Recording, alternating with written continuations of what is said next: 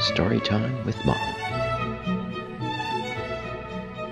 Hey folks, it's Matt at Pranakasha Productions, and today is another time with Storytime with Mom, and today we're going to be talking with my mom, Celia Nicks.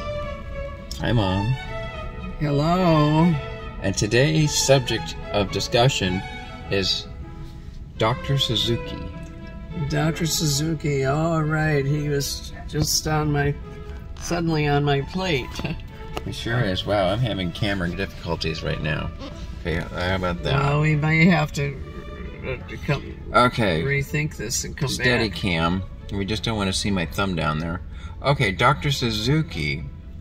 So who's this Dr. Suzuki character? Well, if we're with Dr. Suzuki, I've got to get made up. Okay. Go ahead and make yourself up. Yeah, okay. There. Beautiful. So now what? Ask me no questions, I'll tell you no lies. Okay. Well, I'm going to ask you a question. Okay. Okay, who was this Dr. Suzuki, and when was the first time that you ever saw him? Oh, many, many, many years ago, many moons again. I first saw him in the United States, and then I subsequently traveled to Japan and spent time with him, both studying with him and taking my two young children.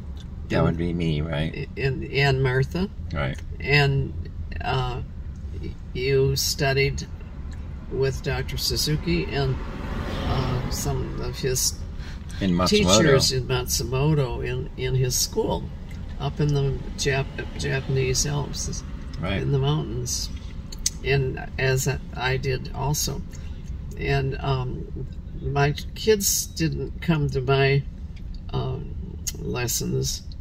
They were pretty much adult lessons.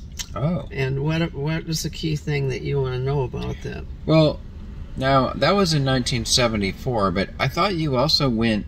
In 68. In 68, okay. To the same school, same Matsumoto school? The Kaikon. So, at that time, did you meet Dr. Suzuki and Mrs. Suzuki? Yeah, they were living together, so okay. Absolutely. Now, the remarkable thing about Mrs. Suzuki is that she was German, right? Very German. Okay. That they met in Europe, in Germany. Okay. And if you read Nurtured with Love, okay, that gives Dr. the Suzuki's philosophy, book. Right. His book, and she edited it. Oh.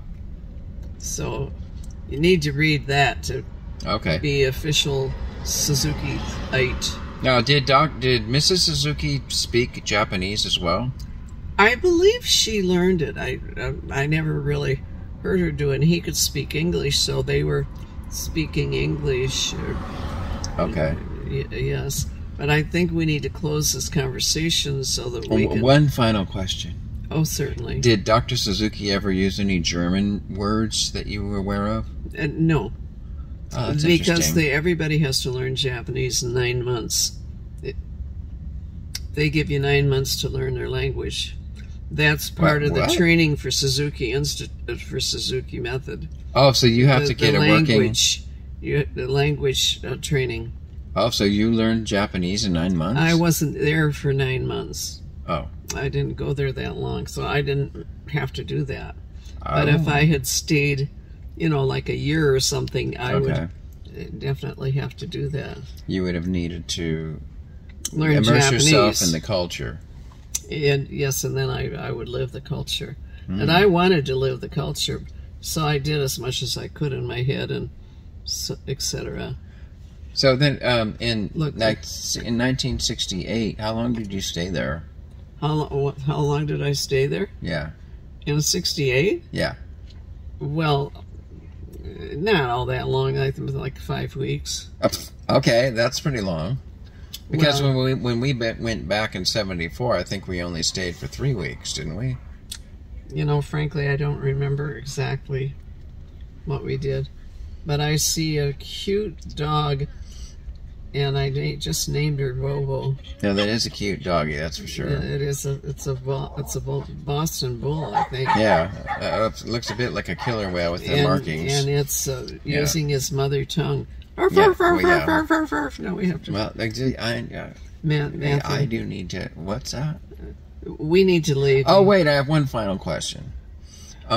Regarding Dr. Suzuki's music school, did you notice that had it changed much between 1968 and 1974? What, the people and the method, or well, physically? that and also the building, like no, was it bigger? the building was pretty much the same. Okay, so here's my final question. So then that means that the Suzuki method was already well established in Japan in 1968. Then, oh, right? yes, it was. So when did it first become a thing in Japan? Into a bigger area, and I really need to go now. So okay, so we'll have to leave that for a subsequent episode. That's right. Okay, so let's say goodbye to everyone right now. Bye. Bye, and konnichiwa, sayonara. Arigato, sayonara, and we'll see you next time.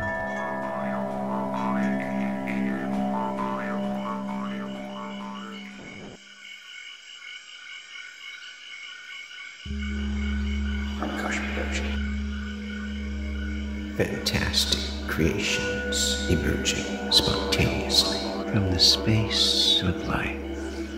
For the benefit of all beings everywhere. We gotta